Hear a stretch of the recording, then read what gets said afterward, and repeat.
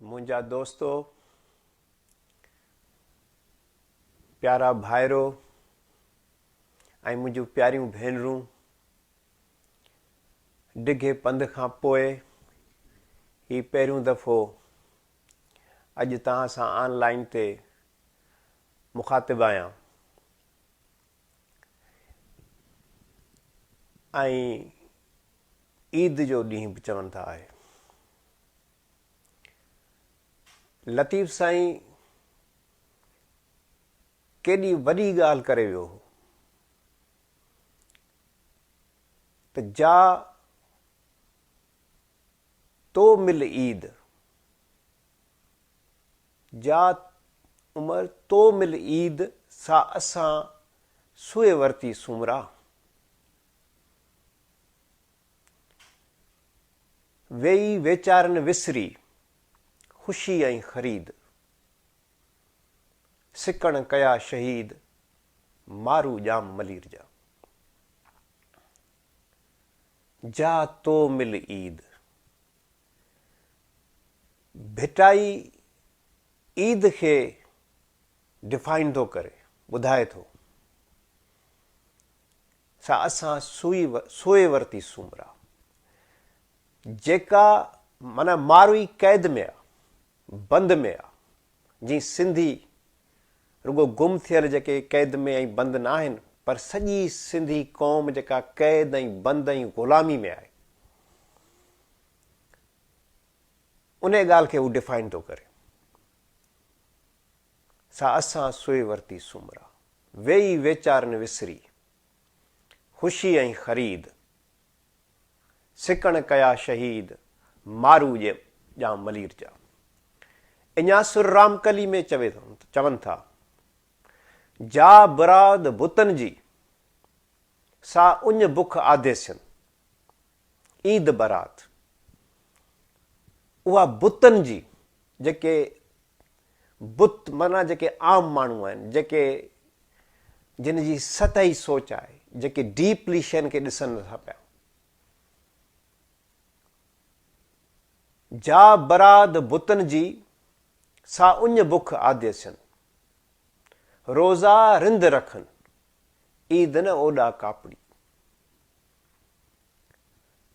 जेके रिंद आहिनि, जेके आदेसी आहिनि, जेके सामी आहिनि, जेके जोगी आहिनि, जेके सचा माण्हू आहिनि, उहे रोज़नि में, बुखनि में, तकलीफ़नि में, मुसीबतनि में आहिनि। उहे ख़ुशियुनि ॾे वेझा न आहिनि। ही लतीफ़ थो डिफाइन करे, असांजो सिंधी पैगम्बर थो ॿुधाए इहा ॻाल्हि। अॼु जेके पंहिंजूं हालतूं आहिनि, उन्हनि हालतुनि में असां जेकॾहिं पंहिंजी लाइन, पंहिंजो मौक़ुफ़, पंहिंजो मक़सदु क्लियर न रखियोसीं त ॾींहों ॾींहुं अञा वधीक मुसीबतनि में दाख़िल थींदा वेंदासीं। जेके सिंध में आहिनि, जेके सिंध में सिंधी माण्हू वेठा आहिनि, उहे आउं सम्झी सघां थो गोलीअ जे माना नोक उन्हनि जे निरड़ ते आहे। उहा ॻाल्हि मूंखे सम्झ में अचे थी। आउं नथो चाहियां त सिंध जे माण्हुनि खे 40-50 माण्हुनि खे माराए पंहिंजी पॉलिटिक्स करियां। मुंहिंजे अहिड़े क़िस्म जी का बि सियासत न आहे, पर मक़सदु क्लियर हुजे। घटि में घटि जेके ॿाहिरि माण्हू वेठा आहिनि, उन्हनि जी त लाइन क्लियर हुजणु खपे। यहूदियुनि वांगुरु, इज़राइलनि वांगुरु, जेके 2000 सालनि में इहो सदाईं चवंदा रहिया त नेक्स्ट ईयर यरूशलम, ईंदड़ साल जेको आहे सो असीं यरूशलम में हूंदासीं, यरूशलम में हूंदासीं। अॼु जेके ॿाहिरि सिंधी वेठा आहिनि, उहा बि इहा ॻाल्हि कनि त ईंदड़ ईद सिंध जे आज़ाद सिंध में मल्हाईंदासीं। आज़ाद सिंध खां सवाइ तव्हां सिंधी माण्हुनि जे लाइ ॿियो को बि रस्तो कोन्हे। पाकिस्तान असांजे लाइ हिकिड़ी वॾी मुसीबत आहे। चाइना हुनजो दोस्त आहे, तुर्की हुनजो दोस्त आहे। पाकिस्तान असांजे लाइ कंहिं बि सूरत में, कंहिं बि हालत में असांजे हक़ में न आहे। पाकिस्तान जा हुक्मरान हुजनि या सिंध जा हुक्मरान हुजनि, उहे सभु तव्हांजे साम्हूं आहिनि त तव्हांजे क़िस्मतनि में, तव्हांजे नसीबनि में छा पियो लिखिजे। त पोइ पाण कहिड़ी वाट वठूं, कहिड़ो रस्तो वठूं। रस्तो हिकिड़ो ई आहे, आज़ादी जो, ॿियो को बि रस्तो न आहे। इहा ॻाल्हि सम्झण जी आहे। उन रस्ते ते हलण जे लाइ असांखे जेका हिकमत अमली ऐं जेको तरीक़ेकार वठिणो आहे, उन जे लाइ ज़रूरु आउं इहो सम्झां थो त सिंध में इहो तमामु चैलेंजिंग आहे, पर उन जे लाइ ॿाहिरि जेके दुनिया में हाणे हालतूं आहिनि, उन में असीं पंहिंजा दोस्त चूंडे खणूं त केरु सिंधियुनि जो दोस्त थी सघे थो। सिंधियुनि जो उहो ई दोस्त थी सघे थो जेको पाकिस्तान जो दुश्मन हूंदो। उन्हनि सां असांखे ॻाल्हाइणो पवंदो, नंढे खां वठी वॾी ॻाल्हि ताईं ॻाल्हाइणो पवंदो।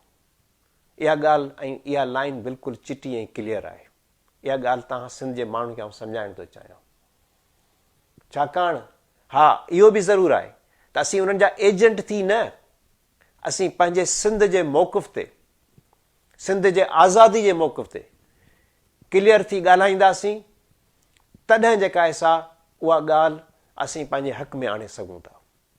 मूंखे अंदाज़ो आहे त अमेरिका, इंडिया, इज़राइल, फ्रांस, बर्तानिया केर बि असांजे हिन वक़्तु हक़ में न आहे। हू जॾहिं बि ॻाल्हाईंदा त हू पंहिंजे इंट्रस्ट खे ॾिसंदा, पंहिंजे मौक़िफ़ खे ॾिसंदा। असांजे इंट्रस्ट में, असांजे मौक़िफ़ में, ऐं इहा ॻाल्हि तव्हांजे अॻियां वाज़े करे छॾियां, ऐं इंतिहाई मफ़ाद परस्त आहियां, इंतिहाई मफ़ाद परस्त आहियां, इंतिहाई मौक़े परस्त आहियां इन ॻाल्हि में जॾहिं मुंहिंजो क़ौमी मफ़ाद ईंदो, सिंध जो क़ौमी मफ़ाद ईंदो। सिंध जो क़ौमी मफ़ाद इन में ई आहे त हिन वक़्तु असीं पंहिंजे वजूद जी जंग विढ़ूं पिया। उहो आसिफ़ ज़रदारी कोन पियो विढ़े, उहो मुराद अली शाह कोन पियो विढ़े, उहो केर बि जेके इहे सभु रुकावटूं आहिनि। इहो सरदार शाह, इहे ॿिया, इहे टिया, उहे जेके ॿिया उन्हनि सां वञी मीटिंगूं कनि था, मुलाक़ातूं कनि था, उन्हनि ऐं उन्हनि जे पासे वारे खीसे में का पंहिंजी दरख़्वास्त पई हूंदी। उन करे जेको ग़रीब खां ग़रीब तरीन माण्हू आहे, जंहिं वटि विञाइण जे लाइ कुझु बि कोन्हे, सिर्फ़ु ज़ंजीरूं आहिनि, सिर्फ़ु ग़ुलामी आहे, उन्हनि खे इहा ॻाल्हि सोचणी पवंदी त रस्तो कहिड़ो आहे, वाट कहिड़ी आहे। ही जेके ॿिया बि आहिनि धारिया, रुगो पठान न, जेके पाण खे मुहाजिर सम्झनि था, जेके पाण खे पंजाबी सम्झनि था, सिंध हिकिड़े तमामु वॾे घेराव में आहे। इन मसइले खे, इन्हनि शयुनि खे जेसि ताईं सिंप्लीफाई करे क्लियरिटी सां असीं न रखंदासीं, तेसि ताईं असीं पंहिंजी जंग विड़ी नथा सघूं। असां वांगुरु ॿियूं क़ौमुनि ते बि वॾा अज़ाब ऐं तकलीफ़ूं आहियूं। वियतनाम हिकिड़े ई वक़्त ते अमेरिका जा, फ्रांस जा, जापान जा, चीननि जा हिकिड़े वक़्त में घेराव में हुया।